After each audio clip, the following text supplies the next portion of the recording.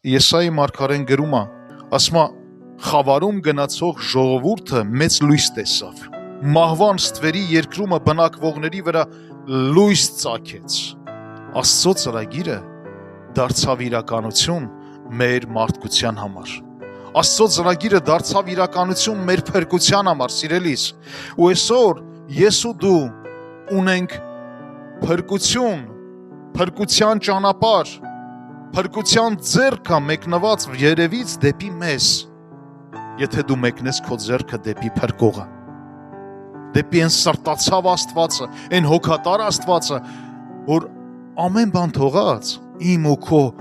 սրտի են աղոթքն ու հառաչանքը լսելով մեկնեց իր ձեռքը դեպի մեզ, որ փրկվենք, որ չկործանվենք, սիրելիս։ Եկեք մի պահի հետ դառնանք ու նայենք մեր կյանքին։ Արդյոք դու գնում ես լույսի մեջ, թե խավարի մեջ ես, ապրել մինչև Աստծուն ճանաչելը։ Նայի քո անցած կյանքին ու հələ փորձի զուգահեռներ անցկացնես։ Արդյոք խավարի մեջ չէին գնում։ Արդյոք մեր կյանքը լցված չէր խավարի գործերով, բայց Տիրոջը ճանաչելուց հետո լույս ծագեց մեր մտքի, մեր սրտի, մեր կյանքի մեջ, ու այդ լույսը լուսավորելով այդ խավարից մեզ տանում է դեպի փրկություն։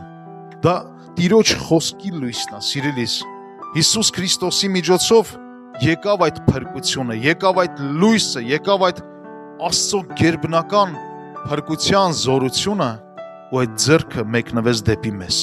Մնում է, որ մենք բռնենք այդ ձեռքը։